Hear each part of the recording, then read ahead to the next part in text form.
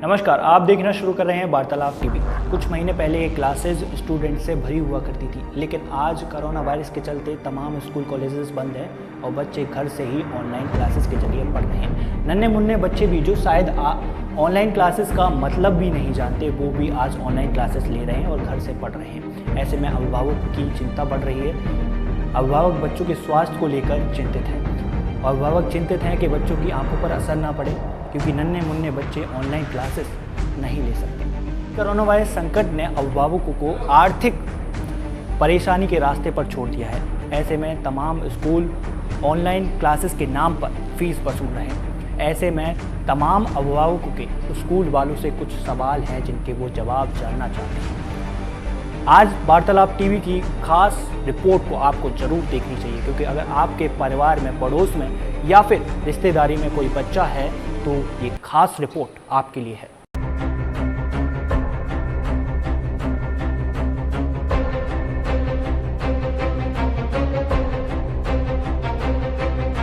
हैरान है अभिभावक, परेशान है अभिभावक, क्या करे क्या ना करे की परिस्थिति में फंसे हैं अभिभावक।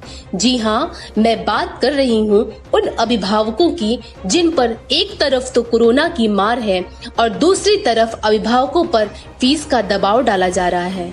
आखिर क्यों उन छोटे नन्हे मुन्ने मासूम बच्चों से फीस की बात की जा रही है, जो ऑनलाइन जैसी शिक्षा को प्राप्त करने के लिए मानसिक रूप से तैयार ही नहीं है, जिसमें ऐसी शिक्षा जिसमें अभिभावकों का बैठना जरूरी होता है, बैठना पड़ता है उनको बच्चों के साथ में 1 घंटा, और उन्हें इस तरह की शिक्षा लेने के लिए मजबूर करना पड़ता है।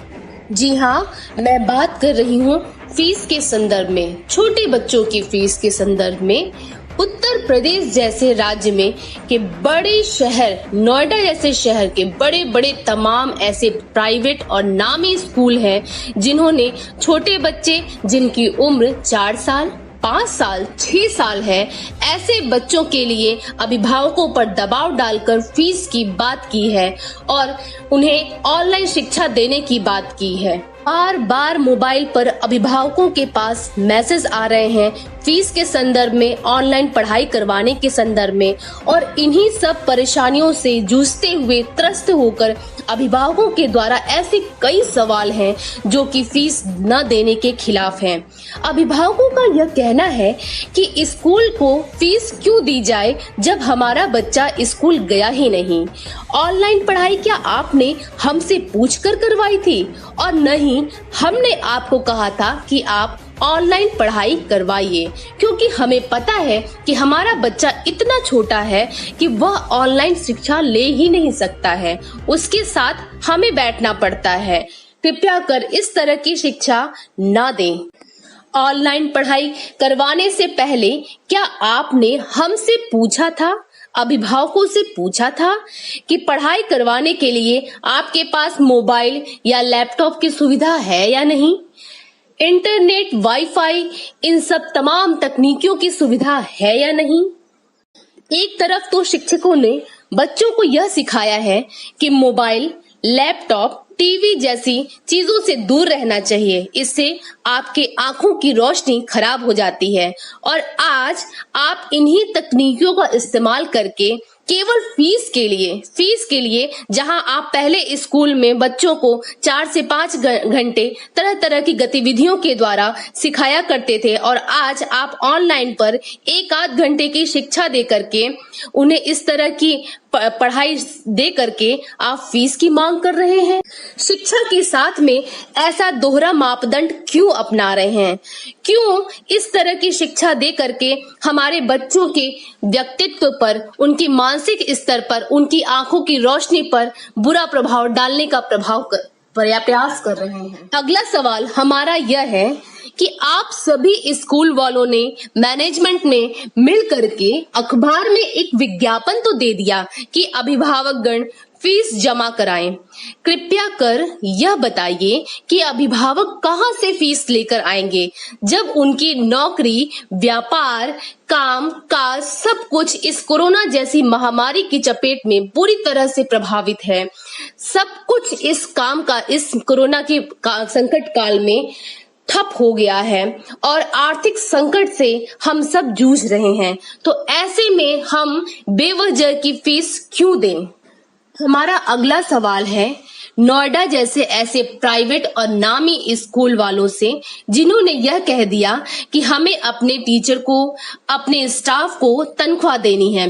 तो कृपया कर यह बताइए कि क्या हम अभिभावक आपके बिजनेस पार्टनर हैं? जो आपको घाटा हो रहा है तो हम सहें, और स्कूल को किसी भी तरह का प्रॉफिट या मुनाफा होता है तो क्या स्कूल वालों ने कहीं भी हमें रियायत दी है? इसके विपरीत हर साल फीस बढ़ाया ही है और हमारा आर्थिक शोषण किया जा रहा है। इस संकट काल में सभी अभिभावकों ने कहीं न कहीं से मैनेज करके अपने घर में काम करने वाली नौकरानियों के लिए, उन्हें देने के लिए अपने सामर्थ्य के अनुसार कुछ न कुछ वेतन दिया है।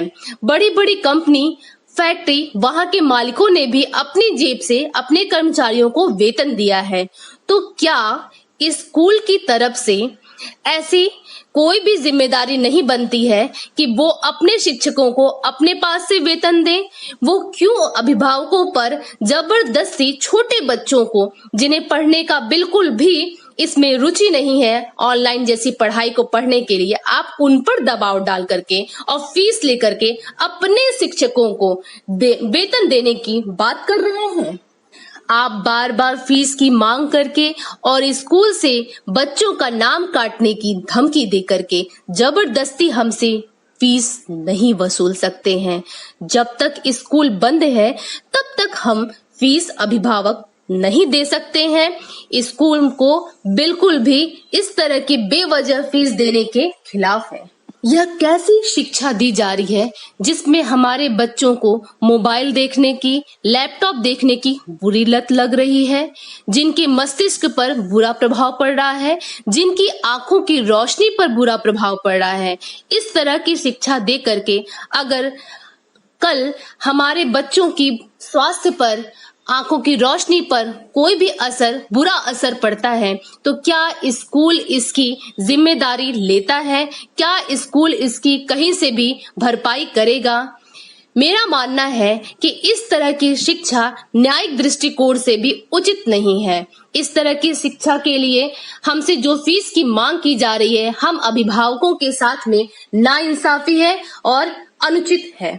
कृपया कर आप स्कूल वालों से, हम अभिभावकों का अनुरोध है, आपसे विनती करते हैं कि बार बार हमें फीस के लिए मैसेज या फोन न करें।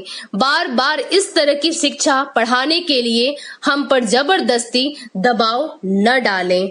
हम जब तक स्कूल बंद है तब तक फीस नहीं दे सकते और इस समय फीस देने में असमर्थ भी है। वास्तव में इस तरह के सवालों को सुनने के बाद यही लगा कि बड़े बच्चों की ऑनलाइन पढ़ाई तो समझ में आती है, पर क्या छोटे बच्चे, ऐसे छोटे बच्चे जिन्हें जबरदस्ती बैठाया जाता है पढ़ने के लिए, ऐसे छोटे बच्चों को ऑनलाइन क्लास देना कहाँ तक उचित है? ऐसे छोटे बच्चों के साथ जाति करना, जबरदस्ती करना, क्या उनके साथ न्याय संगत है? उन्हें मोबाइल हाथ में पकड़ा देना, पहले मोबाइल मना करना कि मोबाइल नहीं लेना चाहिए और फिर बाद में मोबाइल हाथ में देते हुए यह कहना कि बेटा पढ़ाई करो। आप बताइए कि क्या यह उनके साथ उचित है? उन्हें हम स्वयं इस गलत रास्ते पर लेकर के जा रहे हैं, उन्हें हम स्वयं जिद्दी बना रहे हैं।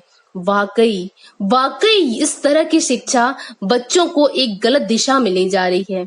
मुझे लगता है इन सब से परेशान होकर के ही सभी अभिभावकों ने स्कूल के सामने और पूरे मैनेजमेंट के सामने खड़े किए हैं इस तरह के सवाल।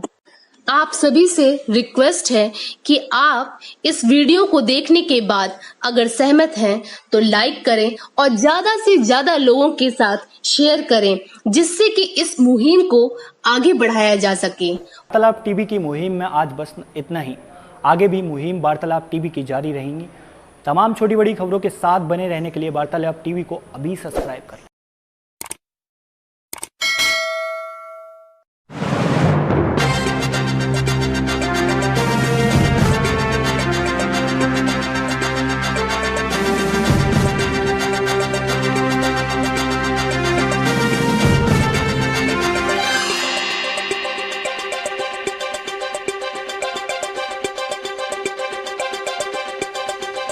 वार्तालाप टीवी, आपका नजरिया, आपकी आवाज।